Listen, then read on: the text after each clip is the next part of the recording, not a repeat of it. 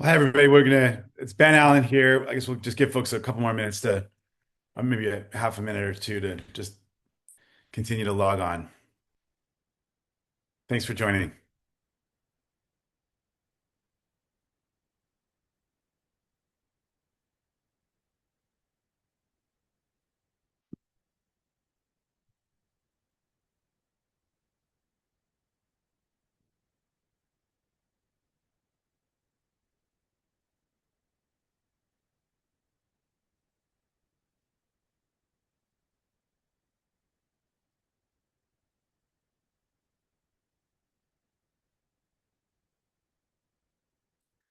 All right. Well, thank you everybody for joining. I guess we'll just get started and more people can jump on. My name is Ben Allen. I'm a state senator representing portions of Los Angeles over the last decade, and I'm a candidate for statewide insurance commissioner, which is a very difficult but an incredibly important position. It's probably, as they say, the most important position you've never heard of. Um, Insurance commissioner as a position, as an elected position, was created in the late 1980s by the passage of Proposition 103, which was a big statewide measure that was passed by the voters because there was a general sense that they wanted somebody who would be accountable to the public to work on insurance issues, to protect the public on issues of home and auto and all sorts of other types of insurance. I'm somebody who's focused my time in the legislature on pro-consumer protections, taking on a lot of powerful interest groups to promote greater transparency and greater protections for consumers. And probably my proudest endorsement in this race is the California Consumer Federation, which oversees lots and lots of areas of policy relating to consumer protections. I've worked very closely with them over the years. They vetted the candidates very closely and carefully and decided to endorse me. I'm also somebody who's done a lot of work on environmental policies, uh, including the big you're taking on the petrochemical interest, working with the League of Cities and consumer groups to create a system that's going to have some more coherence associated with plastic waste. I was the lead author of Proposition 4, which was the big bond measure that we just passed a couple of years ago at the last go around to ensure that we have real resources ready to help us with our wildfire risk, for healthier forests, wildfire resiliency, building out our water infrastructure, including our firefighting infrastructure. I was the chair of the subcommittee that oversees CAL FIRE's budget, and we worked really hard to increase the budget and make sure there's more resources available for communities up and down the state. But there's also a shift to make sure that we're focusing more on areas that are on fire mitigation work that really can help to save communities. There was a previous formula that was very focused on acreage as opposed to real risk to communities. And that's an area where I put a lot of time and effort. I'm also somebody who has been really focused on ethics and transparency and political reform. I've been ranked number one in the legislature throughout my entire time by the California Clean Money Campaign because of my commitment to those kinds of issues year after year, trying to create more disclosure, more transparency in the political process, et cetera. Now, my life changed pretty intensely when the terrible fires hit my home community. I live just, I don't live in the Palisades, but very close to the Palisades, which of course, burned last year in January. And it was an awful experience. And so much of the work of our office had to shift toward helping people deal with the immediate aftermath of those fires. And it was everything from making sure that folks understood how to deal with all of the different government agencies that show up, right the way over to trying to get the information that they needed to get access to their insurance. And we, of course, found that people were so underinsured. The insurance companies, those some of them behaved very honorably and really did do the right thing, but others were pretty atrocious, quite frankly. And quite frankly, the insurance problems have really harmed the community's ability to regrow and rebuild and recover. And I know that the same goes for Altadena. I've spent considerable time up there as well. So I feel as though I got a real kind of front row seat to all of the dysfunction of the insurance system. I'm really proud of my team. We worked really hard to get people payouts. Hundreds and hundreds and hundreds of constituents were able to get help from our office and ultimately get properly treated. But I will say there's still dozens of people that we weren't able to help, at least not yet. And I was frustrated in some respects that folks weren't able to get. Why do you have to call your state senator just to be able to get properly treated after you've been paying into the system for your whole life in many cases. And we had people they certainly weren't getting calls back from their insurer, or their insurance company kept changing the adjusters around. We also had people that weren't able to get an adequate answer from the Department of Insurance. And it turns out there's only 34 people answering those calls to the department statewide. That's less than one per 1 million Californians. And so one of the many things I want to work on if I'm elected to this position is to beef up the customer service operations of the department. That's something that I've always prided myself on. We're a very customer service oriented Senate office, have a robust operation, just handling calls, helping people get through all the challenges of dealing with the state government. And that's always been my focus and a lot of what I pride myself on. And I would certainly want to try to scale that if I were to be elected to this position. Now, I've come out with a slew of bills. I'm working with a lot of my colleagues, and it really does lay down a groundwork for what some of the things we need to do going forward on the consumer protection side. One of them, of course, was a bill to say, if you lose everything, you ought to be paid out your full contents coverage policy, because your contents coverage are supposed to cover all the things in your house. We want to penalize unnecessary delays in payouts. We want to create a science-based set of standards for smoke damage. We want to give people more time before they get dropped by insurers. And I've got a bill that just got out of the Senate today on that topic. We also want to provide more resources for people to harden their homes and reduce their risk. And I've got a bill to create a state-backed low-interest loan program to give people more resources in that area. We want to do more to help communities reduce risk. And one of the many things I want to do is work with task forces of local governments and insurers and fire folks all over the state to really focus on resiliency and risk reduction. But that has to happen in conjunction with real reductions in insurance costs for people. But again, one of the other endorsements that I'm really proud of is the California Professional Firefighters, who I've worked with many, many years on fire-related issues, and I'm proud to have their support. Beyond that, of course, we know that fire is just one of many things that's currently squeezing consumers. Insurance, it continues is expensive in so many areas. It's partly because the cost of replacement's high. It's also because our system sometimes allows companies to take advantage. I've worked really closely with Marta Escutia, who's a senator, former senator. She's endorsed me. She was the author of the low cost auto insurance program, which is all about trying to provide more options to low income folks who need access to automobile insurance, which we know has been a major barrier to entry for people. And the program needs to be expanded. Most folks need to know about what it's available. It's a nonprofit that provides people with access to low cost auto insurance, and have a whole plan associated with that. That's something that everyone needs to care about, not just because it's the right thing to do for people with less resources, but also because if we have folks that are underinsured or uninsured on the roads and you get hit, you're on the hook for that accident. My ethos throughout my entire time in the legislature and in my time in public service has been to just try to put consumers first, focus on making the system work better for real people, not be afraid to take on powerful interest groups and industries. I'm not taking a dime of money from the insurance industry. I'm not taking money from the utilities. I'm not taking money from the fossil fuel folks. And it's not because I'm their enemy per se. It's just because people deserve to know that the person in this position, who they are entrusting with regulating this enormously important part of our economy and in charge of this enormously important consumer protection agency, is really going to be focused on prioritizing regular folks, working folks, and not the interests of industry. Now, that's always been my North Star. And you can see that through the legislation that I've worked on. And that's the kind of ethos that I want to take to this job. Somebody who really knows their way around Sacramento, who's gotten very difficult legislation done on a variety of topics, from the TV film tax credit expansion and extension to the bond that I mentioned to dramatically increasing transparency associated with the car purchasing process, because that is an issue that I've experienced and cared about. We need somebody in this position who knows their way around, but who's also got a deep, strong commitment to putting consumers first. And that's why I'm endorsed by the vast majority of my colleagues in the legislature and folks like Adam Schiff and Alex Padilla, California environmental voters. The range of my support goes from Jane Fonda to Rick Caruso, people who've seen the work that I've done and really respect the work that I've done. Trying to make the system work better for working people. That's always been my focus. That's always been my ethos.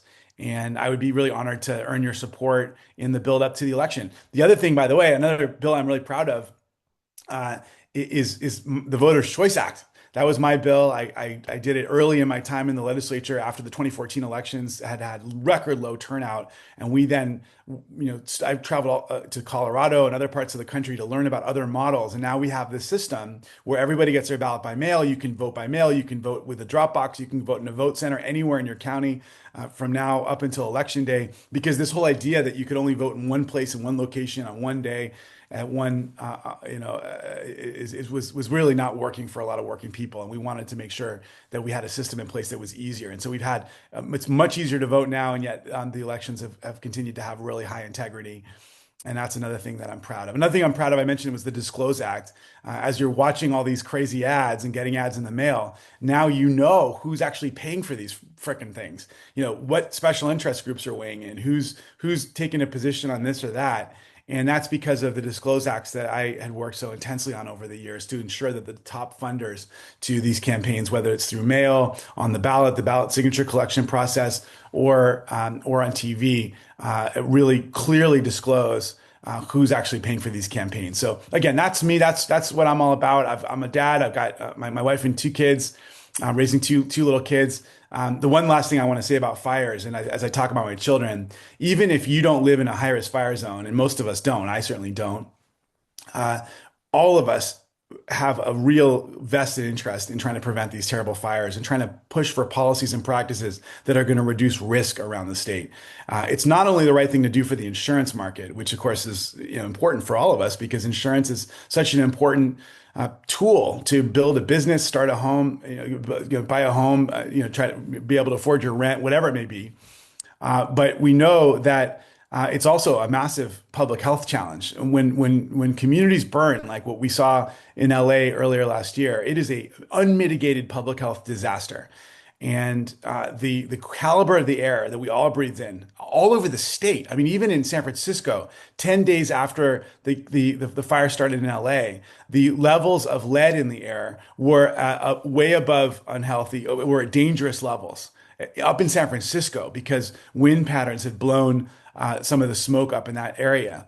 This is not our great grandfather's forest fire where it's just organic material going up in flames. Now we're talking refrigerants and electronics and household hazardous waste and so many dangerous materials that were never ever never meant to be up in the air. And of course, when a horrific fire, a really high intensity, high heat fire goes through a town, all of that material is suddenly in the air and in our lungs, and it's a really really dangerous thing. So that's what really motivates me to try to do whatever I can to push for policies and practices and a shift in culture in the state that's going to reduce the risk of these kinds of terrible conflagrations as we really also work incredibly hard to make sure that we have a system in place that's looking out for people, that we're not just passing more and more rate increases on to folks without doing our due diligence, that we're aggressively interrogating the numbers, that we're pushing back on the industry, we're demanding accountability from the industry, we're demanding that they play a real role in helping to solve some of these gripping problems that we face as a state.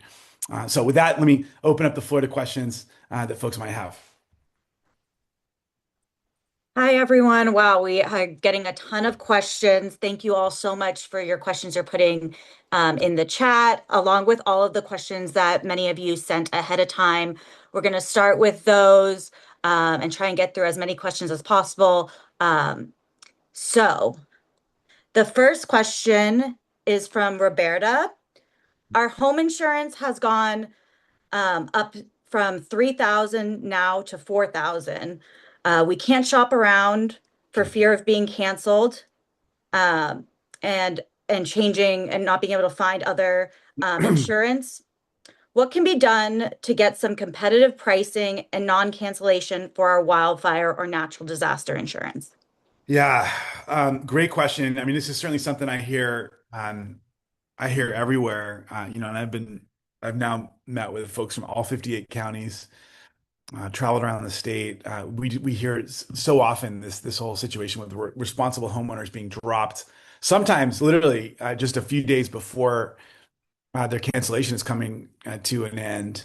After years with the same carrier, they're getting pushed into the FAIR Plan. I mean, we all know the FAIR Plan, which is supposed to be a last resort. I mean, folks may not know the whole history, but the FAIR Plan was set up as a civil rights initiative in the wake of the Watts civil unrest in 1965.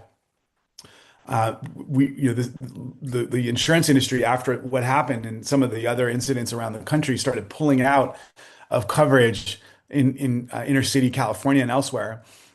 And a lot of largely African American homeowners were literally losing their at risk of losing their loans, their mortgage loans, because they weren't able to get insurance to act as a surety on their loans. And so the state had to scramble to create this nonprofit FAIR Plan, which is now became this bare bones insurer of last resort. Now, the FAIR Plan is totally undercapitalized. It is totally oversubscribed. It was never, ever, ever built for this kind of portfolio.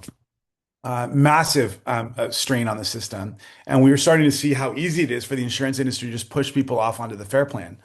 So, I guess what I would say, I mean, just from a practical perspective, I mean, I certainly, one of the things I would say as people come to me now and ask me about recommendations, availability changes by zip code, property condition, roof type, defensible space, underwriting criteria. So I'm not here to recommend any particular company. And practically speaking, you got to work with an independent broker who can shop multiple admitted carriers and ask about, companion coverage and difference in conditions coverage to fill in FAIR Plan gaps.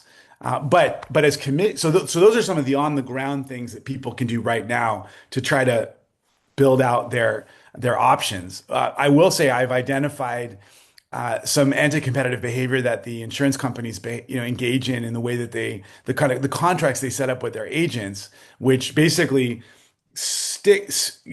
focus their agents on keeping folks in either limited to certain plans within that particular company or onto the FAIR Plan. And sometimes they're actually getting well compensated to shift people onto the FAIR Plan. This is something we have to change. A lot of states don't allow for this. We allow for it in California, and it's starting to exacerbate the situation and quite frankly limit people's practical choices. But what I would really be focusing on is trying to see what we can do to open up the market, create a little bit more competitiveness, while also working very comprehensively to try to drive down risk, with the mind toward driving down costs. But this is going to take aggressive bird dogging by the insurance commissioner. The insurance companies care about the insurance commissioner because the insurance commissioner has control over the rate review process. One of the things that I've been frustrated with is I've spoken to friends in local government. I've been traveling around the state. I was just up in Contra Costa County just a couple weeks ago talking to a bunch of local elected officials there, and they're working so hard to try to make their communities less fire risky. And yet they're not even able to get calls back from the insurance companies. At the end of the day, I don't think we can I don't think we can demand of the insurance companies that they have to cover all the high risk areas without us putting in real work to reduce risk community by community. But the flip side is I don't think we can ask communities to do all that hard work to reduce risk if people don't know there's not going to there's going to be affordable, available, real insurance available to them on the back end. And that's something we're going to have to really focus on and push for as insurance commissioner, a kind of a comprehensive set of solutions that's going to focus on driving down risk in return for real affordability and availability on the back end from the insurance companies. And that's what I'm really focused on. In the end of the day, if we're going to give them more flexibility to use catastrophe models and reinsurance costs and incorporate them into their models, they've got to write more policies for California communities and reward all this risk reduction behavior. And by the way, it's not just fires, right? It's also it's flooding, it's atmospheric rivers, it's sea level rise, it's a lot of the other challenges that we see out there. The only other thing I'll say, I know I'm going on here, but there is such a there actually is some hope here. I mean, I've been to some communities that are being, including Paradise. Paradise was burnt to the ground. Nobody wanted to insure that town after those fires on the rebuild. And eventually, kind of a high level decision maker of one of the insurance companies was actually cajoled into going up there. And I think looked around and I think was half expecting to tell everyone, oh, you got to do this, you got to do that, you got to change this. And he saw what they were doing, everything from the way they were managing their wildlands, the use of the bond monies to do more resilient forests, the way they were rebuilding their homes, the ingress and egress, the investments they were putting into their firefighting infrastructure that was very real and meaningful. All of that was so comprehensive that he said, you know what, these people are doing everything we've asked them to do, and I'm going to underwrite this town. And he's ended up writing the town at affordable rates. So I think this is something we can do. It's just going to take a ton of work and really focused energy by the insurance commissioner to push for this across the board around the state, because we know so many people are getting squeezed, just like Roberta, and we know how it's really starting to threaten basic quality of life and cost of living in our state. Thank you. The next one we have is from Ruth. The current Orange County aerospace issue is affecting 50,000 people who are evacuated from their homes due to the possibility of hazardous contents in the tank exploding. And homeowners are worried about their insurance covering their evacuation costs. How would you handle this disaster as commissioner? Well, that's a great question. And I've been following this situation really closely. I'm close friends with Tom Mumberg, who represents that area. He's supporting me too. Great guy. He's off. They called us. They called our office. Our staffs have been working really closely together because unfortunately now we're sort of seen as disaster experts of sorts. If I do get elected to this position, I will be the first person in the history of this position, I think, who's had a major natural disaster, major disaster in his own home community. So while this is a different kind of phenomenon, certainly it's not. There's so many parallels to what we've experienced with this enormous evacuation. I mean, the logistics associated with that is huge. And you're absolutely right to point out the fact that there's a really serious insurance component to this too. Insurance lurks behind every problem. So, obviously you need to be there on the first responder side, or let's say the second responder side, which is, obviously we got our first responders there trying to put out this explosion, trying to, reduce the chance of there being a massive explosion. Then, of course, we need this whole infrastructure in place to try to help people relocate and all the logistics associated with that. And then, of course, there's an insurance component to this too. That's almost like the third responders, I suppose. So, we know that, that this is not insurance.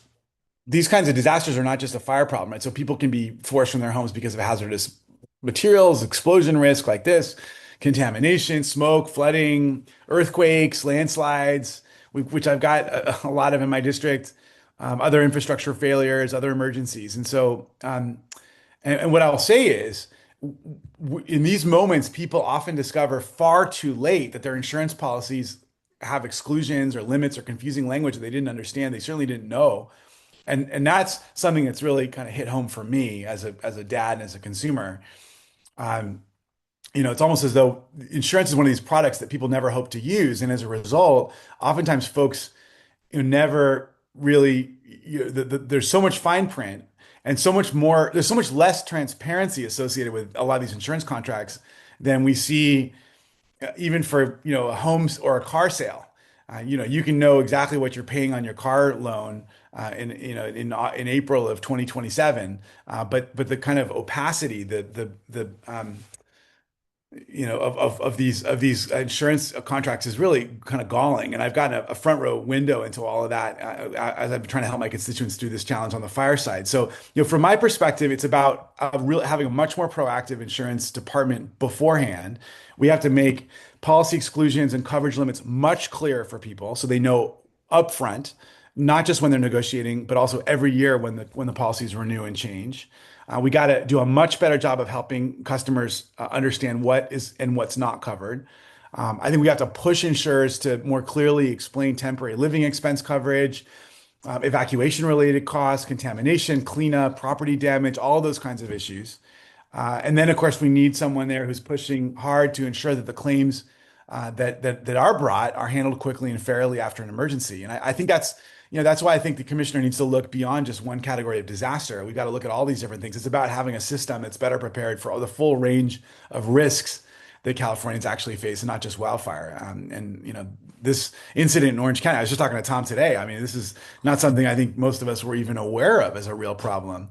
And yet it's a good wake up call for all of us as to just all these massive risks that continue to grow in a modern industrial society.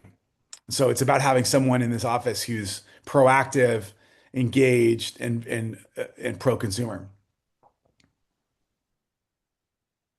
The next question we have is from Jennifer.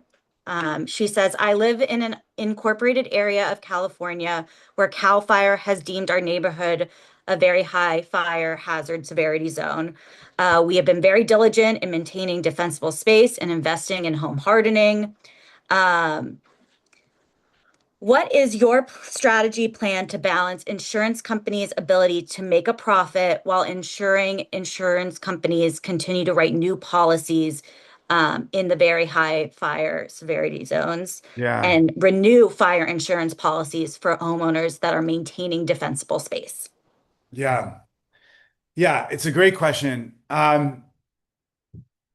So, uh, so let me start by saying Proposition 103, which is what created this position in the first place as an elected office, states explicitly that it's the job of the insurance commissioner to focus on that you have to look out for consumers and make sure that they're not making the insurance companies are not making more than is reasonable.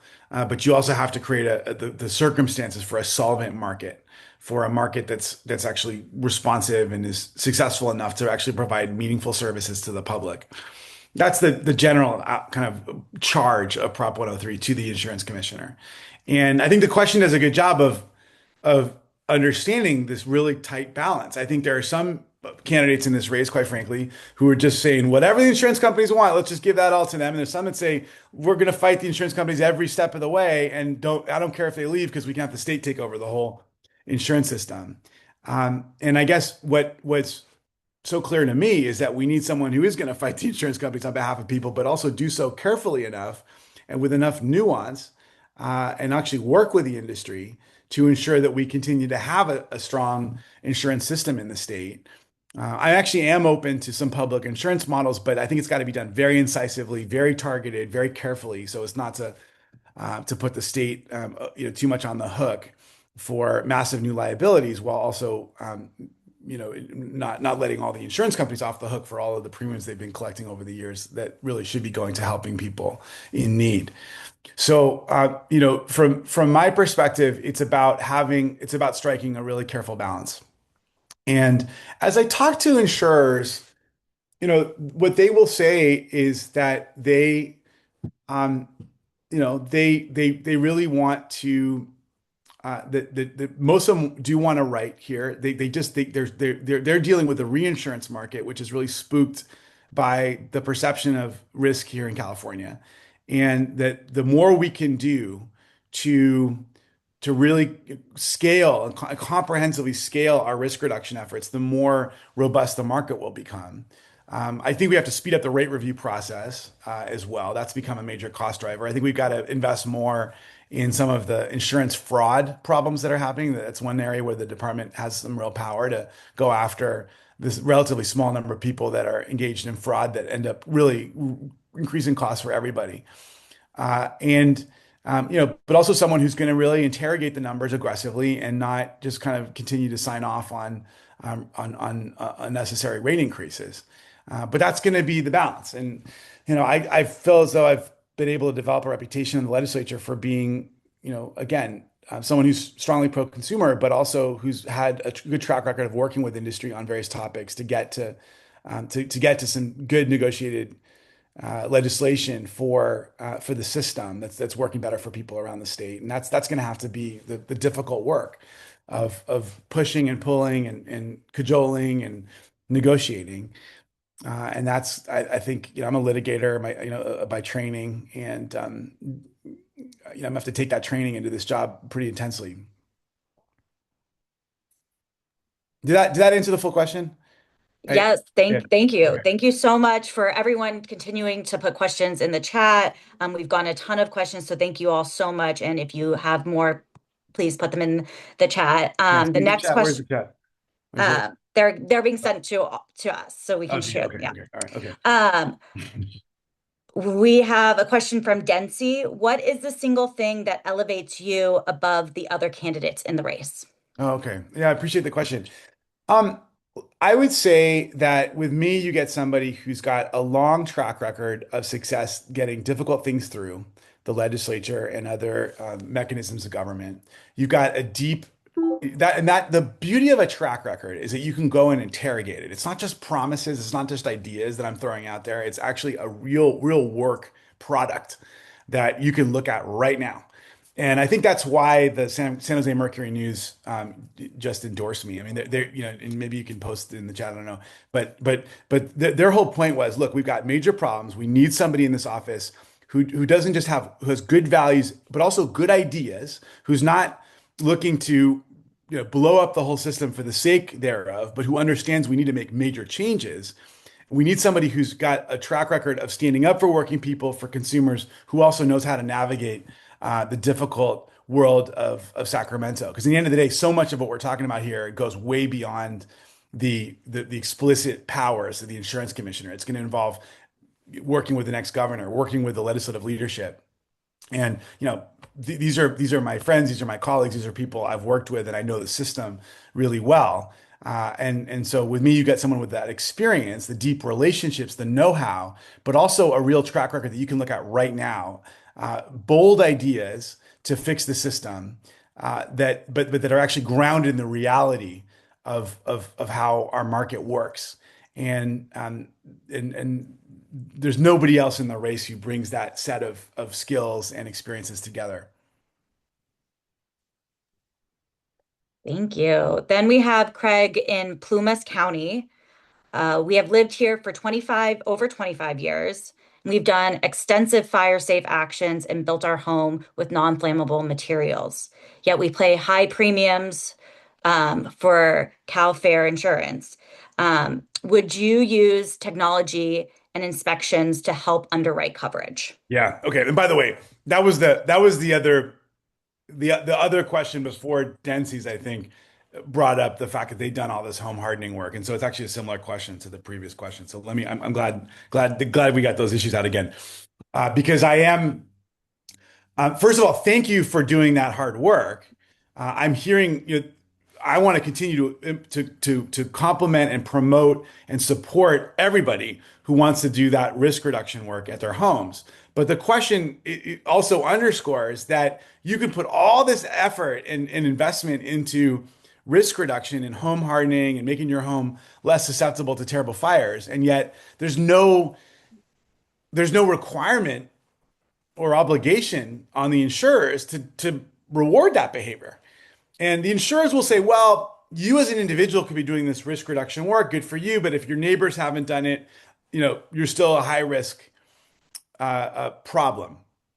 To which I say, okay, that's why we have to work. That's why I'm working. I've got this whole plan associated with bringing together local government and fire and insurance together to ensure that we're working. That there's a really comprehensive plan, community by community, to reduce risks, and that it also will involve significant investments on the public side that the insurers and the utilities can help to pay into as part of a public-private partnership. I have a bill on this to reduce risk in the wildlands, because that's one of the, of course, you can do all the risk reduction of your own home, but if there's poor management of the lands and not enough investment in firefighting infrastructure in your community, you're still going to be susceptible to fire risk. So those are all things that the insurance commissioners, I think, is going to have to drive and really push onto the radar screen of the governor and the legislative leadership. Because quite frankly, there's so many other issues, and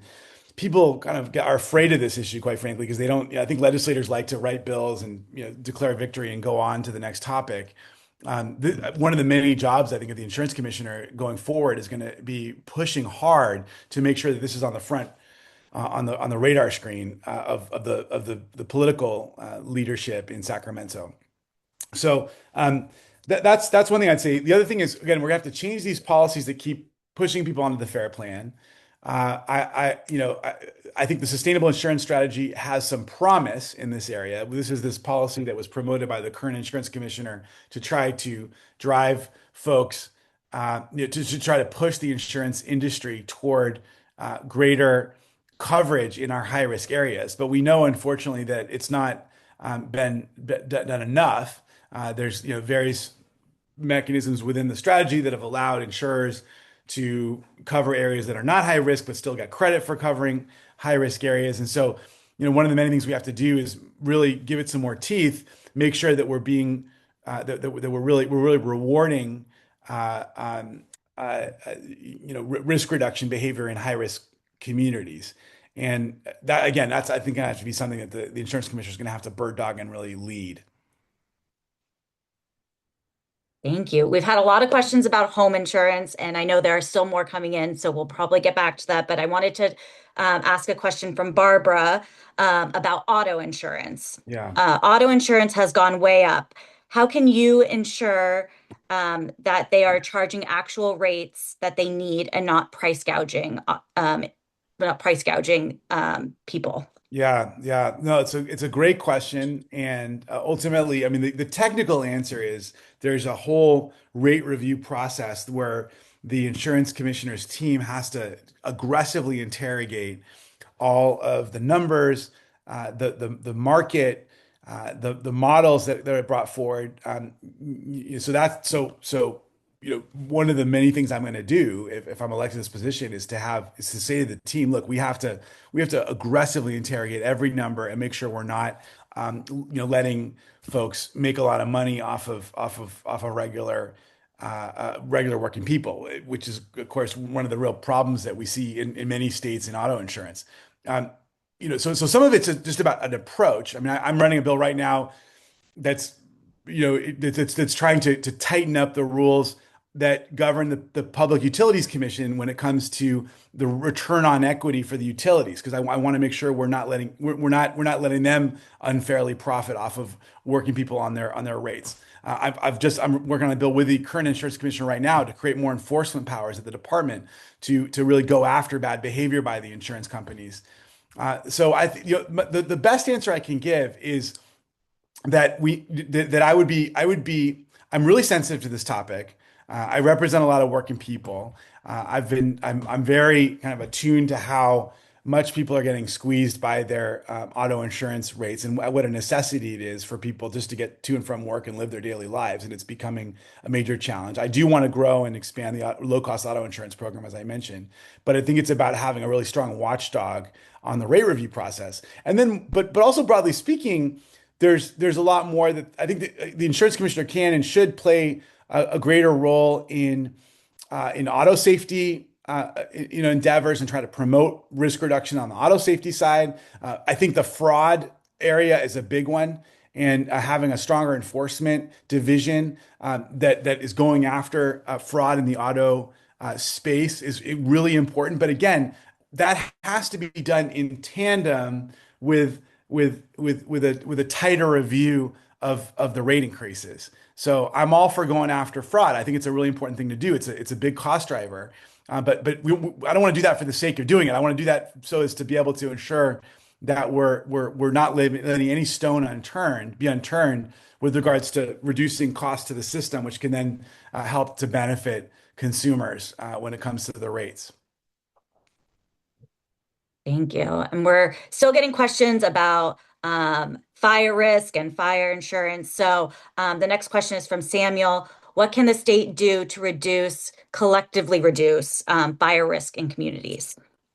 Oh gosh. Well, it's a great question, and of course, it's the essential question, I think, in terms of our long-term home insurance stability as a state, because, as I say, the perception and the reality of fire risk in the state is really squeezing the state's access to reinsurance, and that's of course squeezing our home insurance system, and it's raising rates on people. So it's a massively important problem. Now, look, it's why I was out front on this issue many years ago with what became Proposition 4. I think I introduced that first off maybe 7 years ago because I saw how underinvested we were in wildfire resiliency and making sure we have a better approach to forest health and our water infrastructure for firefighting. I've done legislation on fire water theft from our hydrants, which of course had become a major issue.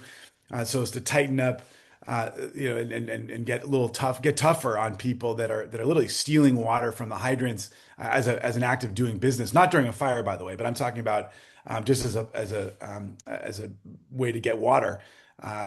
For these are legitimate businesses, and the fees associated with this theft was so low that they just built it into their business expenses, and so we needed to tighten that up.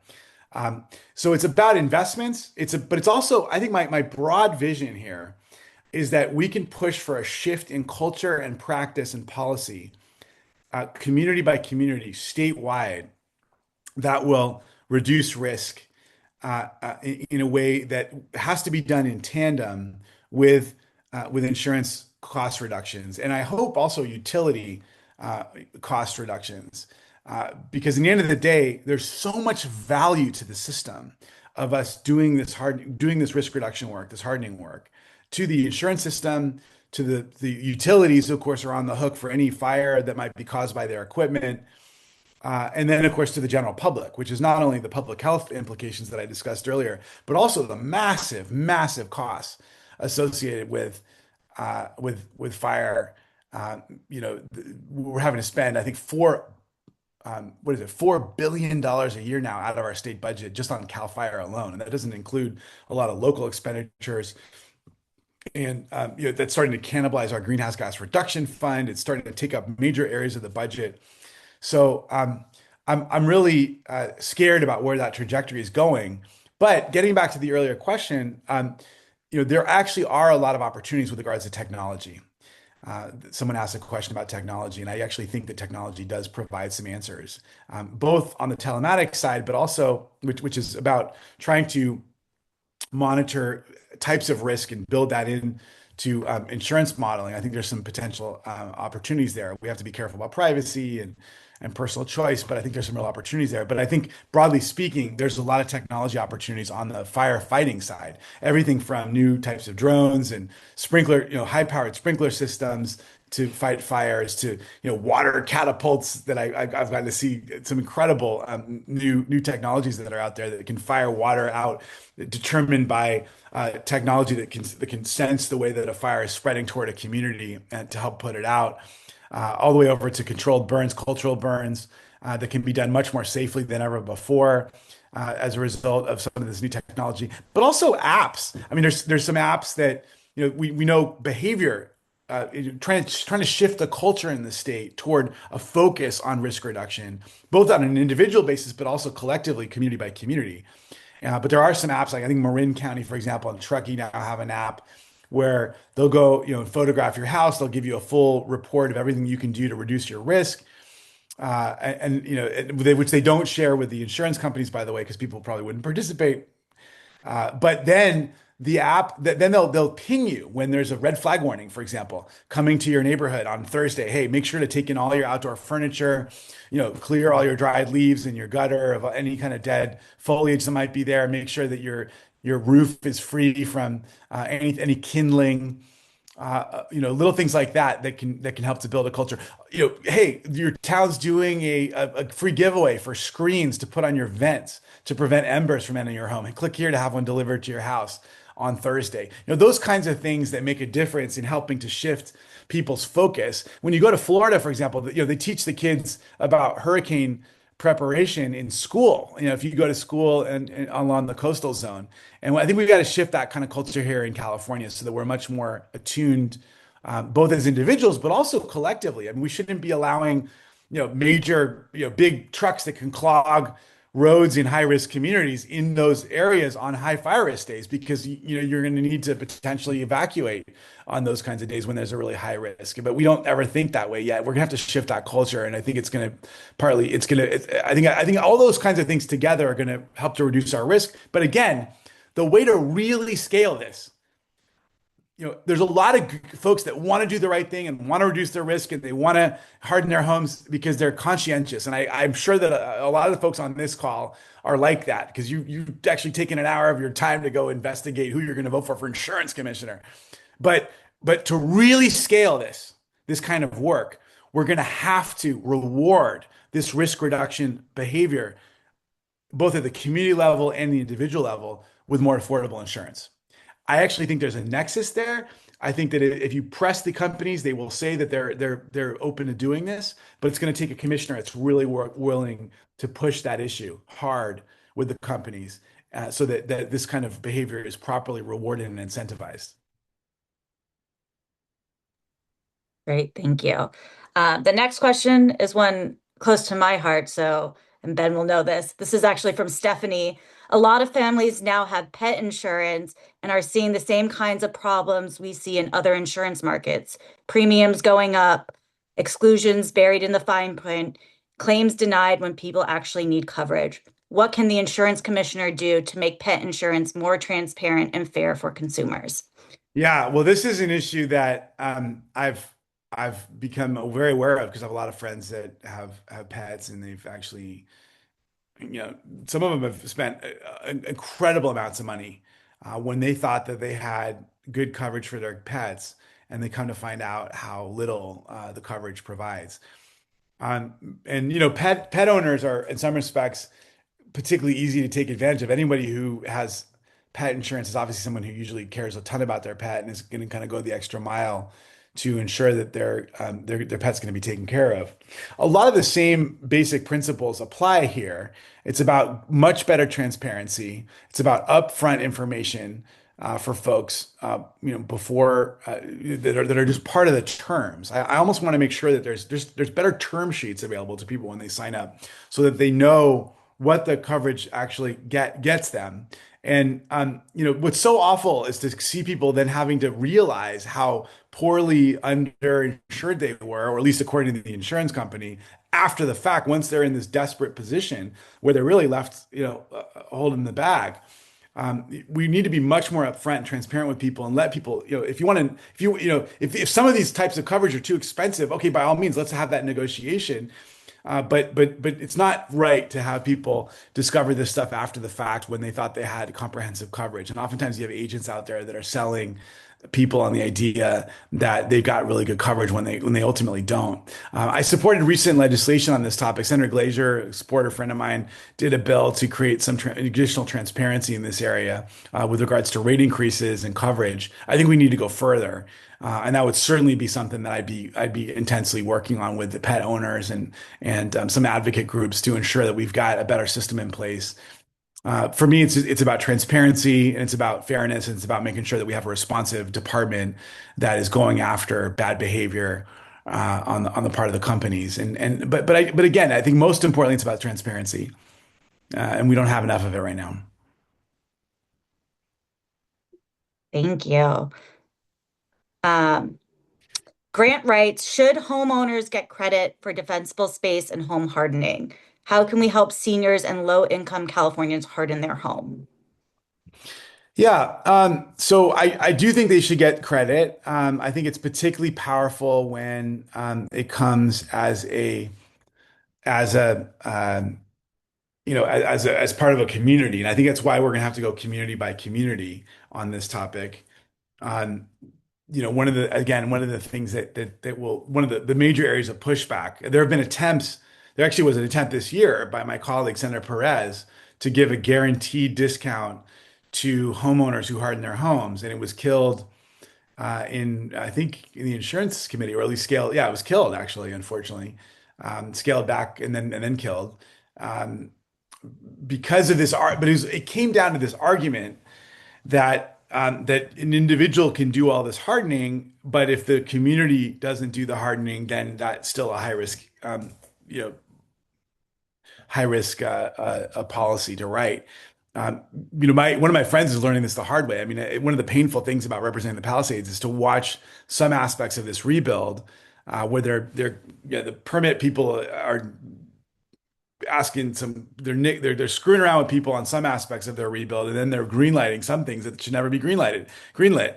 One example is a friend of mine who's rebuilt her home to all the highest home hardening standards, but her next door neighbor, who happens to be a corporation, has rebuilt a home with just they did it on the cheap, quickly, taking advantage of all these streamlining rules, which were written because they want to let people get back on their feet as fast as possible. And yet, this corporation that owns this house ended up doing all of the sidings of their home using vinyl. The fence between the two properties, and they're really close to each other, is vinyl. Vinyl, of course, is a fossil fuel. I mean, that's basically a resin. It's an oil product, which is highly flammable.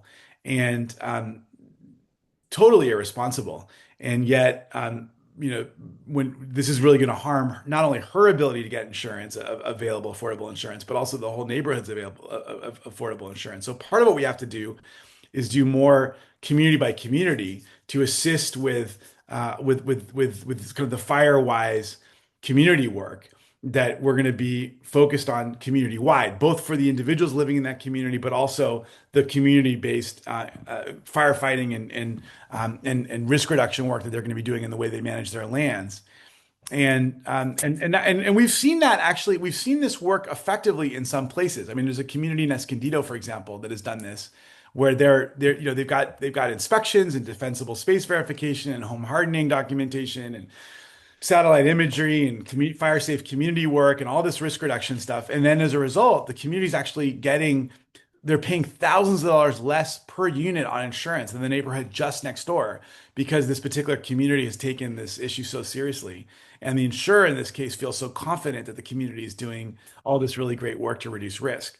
So I certainly want to do everything we can to encourage homeowners to reduce risk. And I think there's going to be a modest way that we can give incentives and cost reductions to homeowners that want to do this work. And again, I'm running a bill right now to provide access to low cost, low rate home loans for people to do this risk reduction work, to do this hardening work, to help make their homes less susceptible to fire.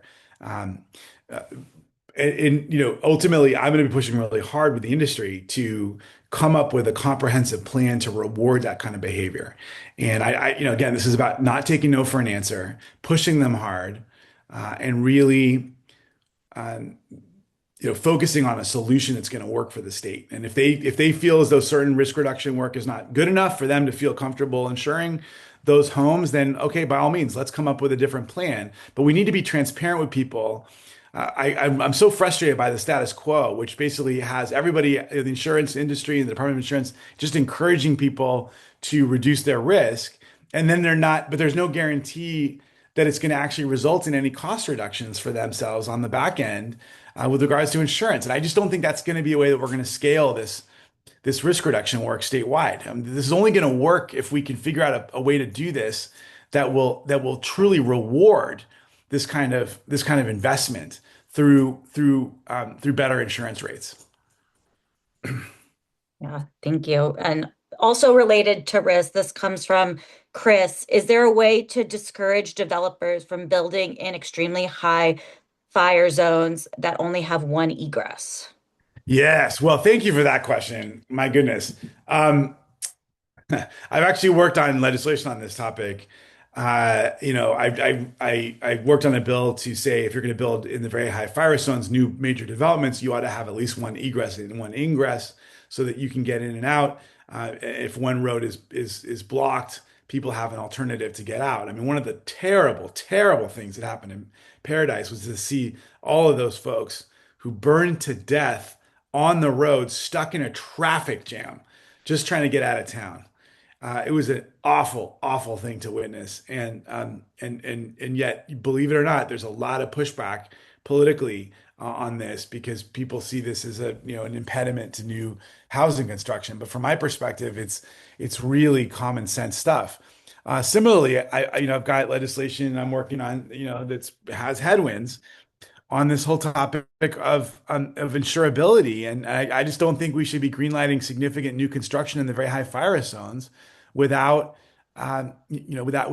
we should not be greenlighting significant construction in the very high fire zones that are not being built to the very highest fire safety standards. And, because otherwise that construction is being built, they're freeloading off of the rest of us. I mean, that means that we're basically building to construction that's going to go straight onto the FAIR Plan because it's not going to be insured. And then we're all having to bail out the FAIR Plan and we're all held responsible for the FAIR Plan. So it's a frustrating thing to watch. And it's a good example of how we need somebody in this position who's pushing the whole political system to think about the big picture. Even if some special interest group might tell you, hey, don't put any restrictions on whatever building people want to do in the high risk zones. if we don't do it, we're creating all sorts of new problems for ourselves in terms of insurance availability and affordability, and the fair plan, and so many other things. And it's just not working. And we need somebody in this position who gets that. Yeah, thank you. Jeffrey writes, after the LA fires, the newspaper wrote that there were less than 40 representatives at the Department of Insurance to help survivors with claims. Yeah. What will you do to make sure there are enough staff at the department? Yeah, no, I mentioned that. I mean, I think it's 34 people handling these calls. And I'm actually, in some communication with the insurance commissioner right now to see what we can do to try to beef up some of the resources there. Um, I think so from my perspective, I think the commissioner is going to have to go aggressively to the governor, the new governor, and the legislative leadership. And again, I've served on the budget committee, the leadership, all these people are my friends, and really make the case for more resources for these kinds of for both that division to ensure we have a much more adequate infrastructure for folks to take those phone calls.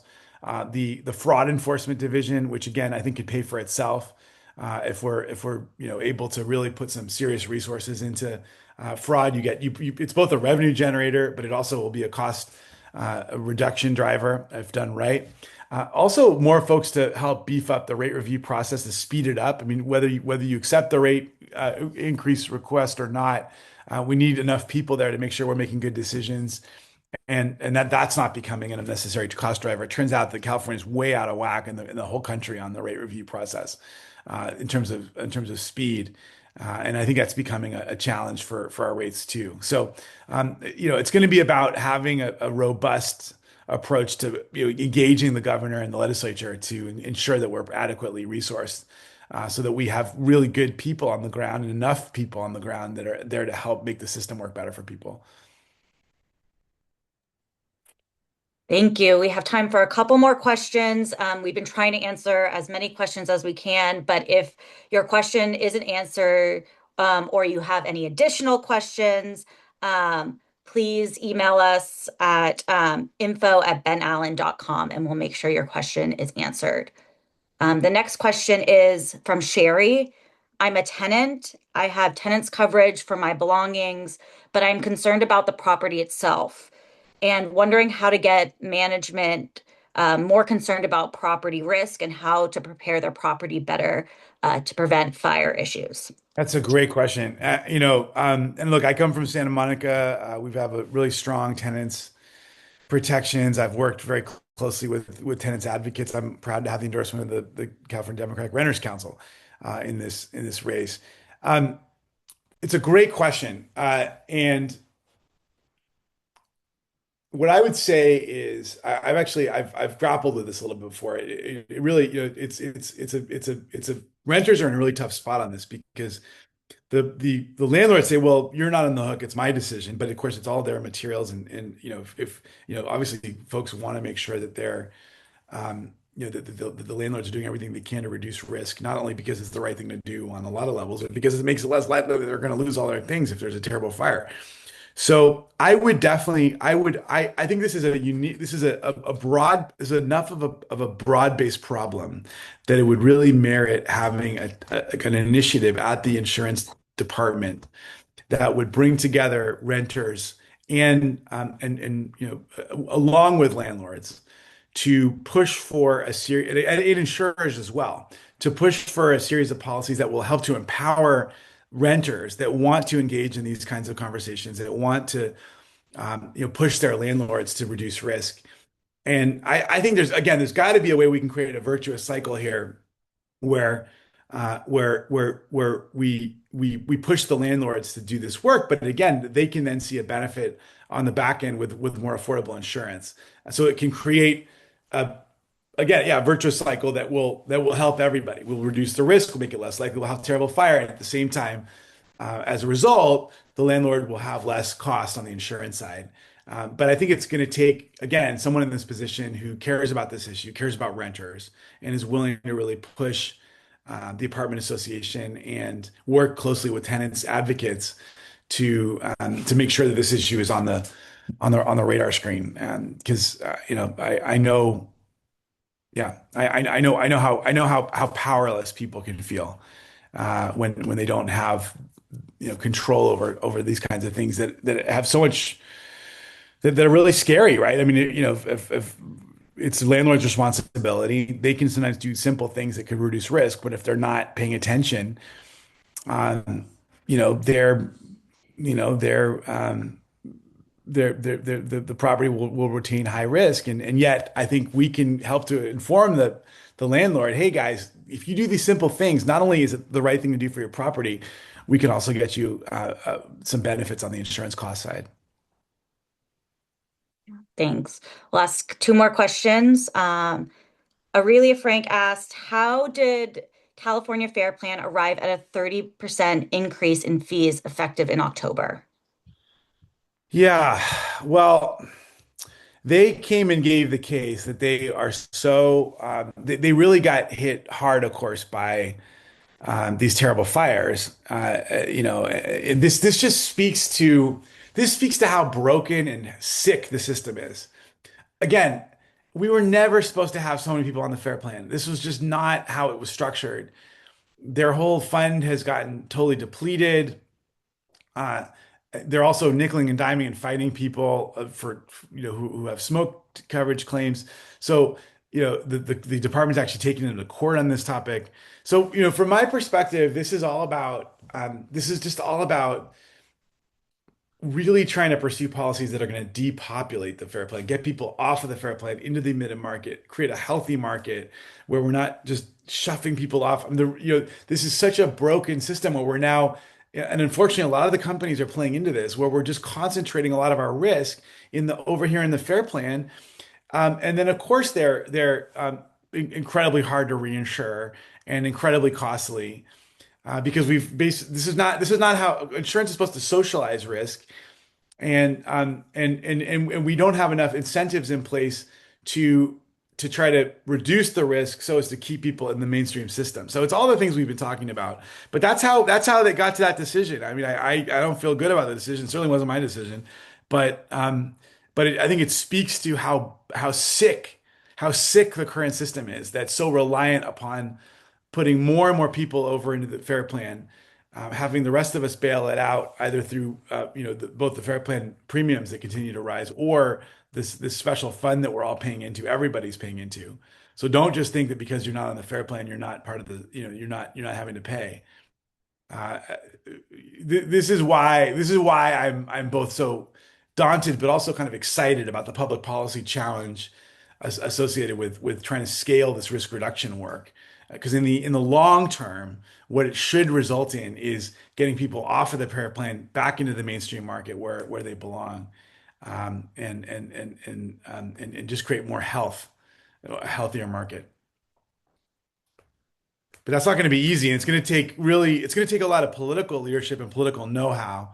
And, I just would say beware of those who discount political experience. I'm not going to say that every politician, is as prepared as the other, but to suggest that political experience is not relevant in a position like this, I think is just very foolhardy. So much of what it's gonna take to heal our system is going to take very serious political leadership. And I just ask you to evaluate when you're looking at the candidates who's actually taken on hard issues and gotten heavy lifts through a political system that doesn't always respond adequately to massive societal needs. Thank you. And thank you, everyone, for all of your amazing questions. Um, we're going to close with one final question. What is the one thing you want Californians to know about how you would approach this job? Yeah, I would approach this job with the highest ethical principles, uh, always putting consumers first, but understanding that we need a healthy market. So I want to be aggressive and push back on the industry. I am very independent of the industry. I'm not taking any money from the industry. I've taken them on. I'm literally fighting them on many, many areas of legislation right now on behalf of consumers. And yet I'm also someone who's a collaborative person who's got a long track record of getting difficult legislation through the legislature. And as I've reflected on my time in public life, what's given me the greatest sense of professional satisfaction is working on really tough, meaty, difficult, multifactorial negotiations. And I think that's what I think it's gonna take somebody in this position who gets the big picture, who's focused on trying to make the state more affordable, who's struggling through these kinds of issues myself. I'm a middle class person with two kids. I've worked intensely and closely with so many folks in and around my district over many years to try to make life better, to try to reduce costs, to try to address.